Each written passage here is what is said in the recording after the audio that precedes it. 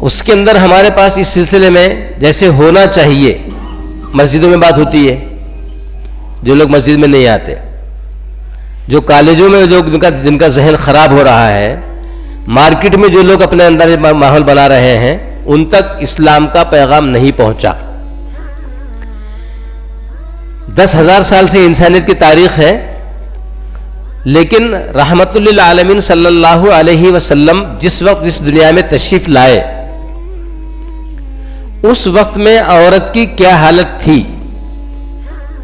اگر یہ پڑھے لکھے کہلانے والوں کو، دانشوروں کو، ایجوکیٹڈ کہنے والوں کو اگر معلوم ہوتا اور اس کو پڑھتے، یقینی طور پر اسلام نے اور محمد رسول اللہ صلی اللہ علیہ وسلم جو رحمت للعالمین ہے، اور عالم میں عورتیں بھی ہیں، عورتوں کے لیے بھی بہت بڑی دیا ہے، کرپا ہے، مہربان ہے، اور سارے مہربانیاں چرندوں پر، پرندوں پر، انسانوں پر، سب پر ہیں، لیکن اگر وہ اس بات کی طرف دھیان دیتے تو وہ مانتے کہ حضرت محمد صلی اللہ علیہ وسلم نے جو مہربانیاں عورتوں پر کی ہیں، نسوانیت پر کی ہیں، خواتین پر کی ہیں، جو نوازشیں ہیں، اس ماحول کے اعتبار سے ان سے زیادہ محسن اور کرم فرما عورتوں کے لیے انسانی تاریخ میں کوئی دوسرا نہیں مل سکتا۔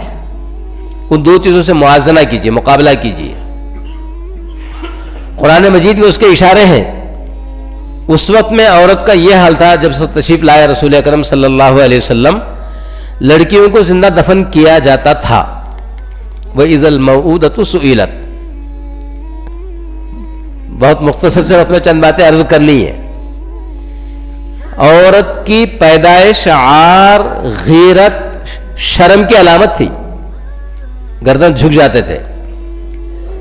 اذا بشر احدهم بالانثى ظل وجهه مسودا، کسی کو اطلاع دی جاتی گھر میں لڑکی کی پیدائش کی، اس کے چہرے کا یہ عالم ہوتا کسی کا گلا دبا دیے ہیں، پھانسی کے پھندے پہ لٹکا دیے ہیں، اور سارا خون چہرے میں جمع ہو کے کالا کلوٹا ہو گئے ہوا ہے۔ یہ کیفیت تھی لڑکی کے پیدا ہونے کی اطلاع کی، آپ کے پیدا ہونے سے پہلے۔ داماد کسی کو بنانا شرم کی بات سمجھ میں آتے تھے، اس لیے لڑکیوں کو وہیں دفن کر دو۔ قبرستان بھی دیکھنے کا ملا ہم کو موقع مدینہ منورہ میں، جہاں پر لوگ بچیاں زندہ دفن کرتے تھے، وہ قبرستان ابھی تک ہے، کمپاؤنڈ وال لگا ہوا ہے کہ یہاں پر لوگ بچے پیدا ہوتے مرنے سے پہلے گاڑ دیتے تھے۔ عورت کسی چیز کی اونر، مالک نہیں بن سکتی تھی، کوئی چیز نہیں، وہ خود مملوک تھی، خریدی بیچی جانے والی چیز ہوتی تھی۔ دوسرا جیسے سامان اور زمین بیچتے ہیں، آپ گاڑیاں خریدتے بیچتے ہیں، جانور خریدتے بیچتے ہیں، تو خریدی اور بیچے جانے والی چیز عورت تھی۔ وہ کسی چیز کی مالک، جیسے جانور نہیں ہوتے، زمین کسی چیز کی مالک نہیں بن سکتی، وہ مملوک ہے، بیچی جانے والی چیز ہے، وہ خرید نہیں سکتی۔ اس وقت میں عورت کسی چیز کی مالکن نہیں ہو سکتی تھی، مالک ہونے کا اختیار نہیں تھا۔ جو کچھ اس کا ہے وہ سب مردوں کا ہوتا تھا۔ جس طریقے پر لوگ کپڑے بدلتے ہیں، عورتیں بدلا کرتے تھے، جس کے طبیعت میں جو چاہے۔ اب تو حالات ایسے نہیں رہے۔ 40-50 سال پہلے دوست لوگ کہیں شادی میں، تقریب میں، فنکشن میں جانا ہوتا تو دوستوں کے کپڑے پہن کے جاتے تھے۔ اب وہ حالات نہیں رہے کہ تمہارے 3 پیس دے دو، شیروانی دے دو، تمہارے کپڑے، میں شادی میں جا رہا ہوں، میرے پاس کپڑے اتنے بھاری نہیں ہیں۔ جیسے کپڑے یا کسی کی گاڑیاں ہم ایک دوسرے کے لے لیتے ہیں، اسی طریقے سے عورتیں ایک دوسرے کی استعمال کرنے کا رواج تھا، الاعوذ باللہ۔ جس کو جو بھی چاہے استعمال کر لو۔ یہ سارے واقعات اتنے زیادہ اس کو ذلت اور بے شرمی اور بے غیرتی کے گڑھے میں اتار دیا گیا ہوا تھا۔ اگر کسی کی بیوی شوہر کے بغیر اجازت کے گھر کے باہر اتنی دیر چلی جائے جتنی دیر میں انڈا ابل سکتا ہے، بغیر اجازت کے، گھٹ سپورٹ کے لیے، طلاق کے لیے اتنا کافی تھا، کوئی ویلیو نہیں تھی، اس کی کوئی اہمیت نہیں تھی۔ ساسا بن ناجیہ کا واقعہ لکھا ہوا ہے۔ ایک اونٹنی گم ہو گئی، تلاش میں 2 اونٹ لے کر نکلے، ایک اونٹ اور ایک اونٹنی، ڈھونڈنے کے لیے جنگلوں میں ڈھونڈتے رہے، اونٹ گم ہو گئی۔ اونٹنی سب سے قیمتی سوسد کی سواری، سب سے قیمتی چیز تھی وہ۔ بہت دور جنگل میں جانے کے بعد معلوم ہوا کہ ایک صاحب کوئی جنگل میں گرمی سردی سے بچنے کے لیے آگ سے گرمی حاصل کرتے ہوئے بیٹھے ہوئے ہیں، ان سے پوچھ لیے ادھر کوئی اونٹنی گزری کیا؟ ہماری اونٹنی غائب ہے۔ وہ بڑے بھائی نے بول دیے کہ ہم اسی کی وجہ سے یہاں زندہ ہے، اسی کے دودھ پر، اور یہاں پر ہم کو ٹھہرنے کا موقع یہی ملا۔ سیکتے سیکتے بات ہو رہی تھی، کچھ ہی دیر میں ایک عورت نے آ کے اطلاع دے دی، لڑکی ہو گئی قریب فاصلے میں درخت کے نیچے کہیں جنگل میں۔ اس فوراً جو سیکتے بیٹھا ہوا آدمی تھا اس نے کہا کہ اس کو وہیں گڑھا کھودو اور دفن کر دو۔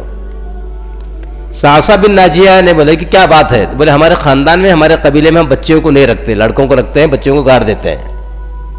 اس نے کہا کہ ٹھیک ہے، وہ جو بچی جس کو آپ گاڑنا چاہ رہے ہیں اس کو روک دو، وہ بچی میرے کو دو، جو اونٹنی ہماری تم کو ملی ہوئی ہے جس کو تم پکڑ کے رکھے ہوئے ہیں، اور یہ دو اونٹ، ایک مرد اور ایک مذکر اور ایک مؤنث، ایک اونٹ اور ایک اونٹنی، یہ تینوں رکھ لو اور وہ بچی مجھے دے دو، اور تمہارے خاندان میں جہاں تک ہو سکتا ہے یہ سب کو اطلاع دو کہ کسی کی بھی بچی اگر ہوں گی تو میں 2 مادہ اونٹنیاں اور ایک نر اونٹ 3 کے بدلے میں خریدنے تیار ہوں۔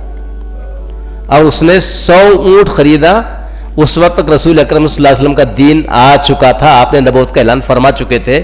اس سعصع بن ناجیہ نے اس اچھے کام کی وجہ سے اس نے کہا اگر میں اسلام لے کر آؤں تو یہ میں نے جو کام کیا 100 بچیاں میں نے بچایا ہوں اور 300 اونٹ اس کے لیے میں نے قربان کیا ہوں، اس کا مجھے اجر و ثواب ملے گا۔ آپ نے فرمایا کہ الاسلام یہدی ما کان قبلہ، اسلام سے پہلے تمہارے سارے گناہ معاف ہو جائیں گے اور تمہارے کو پورا اسلام کی وجہ سے سارا ثواب مل جائے گا۔ تو عورت کا اسلام سے پہلے، حضور اکرم صلی اللہ علیہ وسلم کی تشریف آوری سے پہلے کا مقام اور مرتبہ دیکھ کے پھر سوچیں، جب اسلام آیا رحمت للعالمین صلی اللہ علیہ وسلم سارے انسانیت کے لیے اللہ نے نمونہ بنایا ہوا ہے، بہترین نمونہ، گڈ آئیڈیل۔ یہی چیز کیا کافی ہے کہ رحمت للعالمین صلی اللہ علیہ وسلم کے متعلق اللہ تبارک تعالیٰ فرما رہے ہیں ما کانا محمد ابا احد من رجالکم ولکن رسول اللہ، محمد صلی اللہ علیہ وسلم تم میں سے مردوں میں سے کسی کے باپ نہیں ہے۔ اللہ کرے مسلمانوں کے بات سمجھ میں آ جائے، مردوں میں سے جن کے ذہنوں پر ابھی بھی لڑکا اور لڑکی میں چھوٹا اور بڑا، افضل اور مفضول، بہتر اور غیر بہتر، درجے والا اور کم درجے والا، مسلمانوں کے ذہن میں اتنے زیادہ محنت ہو گئی کہ یہ ہمارے پاس بیٹھ گیا ذہنوں کے اندر، بیٹی پیدا ہونے پر جلیبی ہلکی قسم کی کم قیمت کی مٹھائی تقسیم ہوتی ہے، بیٹا پیدا ہونے پر زیادہ قیمت کے پیڑے اور لڈو تقسیم ہوتے ہیں۔ اللہ کرے ہمارے اخلاق سے بھی پردہ چھٹ جائے، محنتیں اتنی زیادہ متاثر ہو گئی ہیں، ہر چیز میں فرق ہو گیا ہے۔ رسول اکرم صلی اللہ علیہ وسلم کی 4 بیٹیاں سب کو معلوم ہے، زینب، ام کلثوم، حضرت رقیہ، حضرت فاطمہ الزہرا رضی اللہ تعالی عنہا۔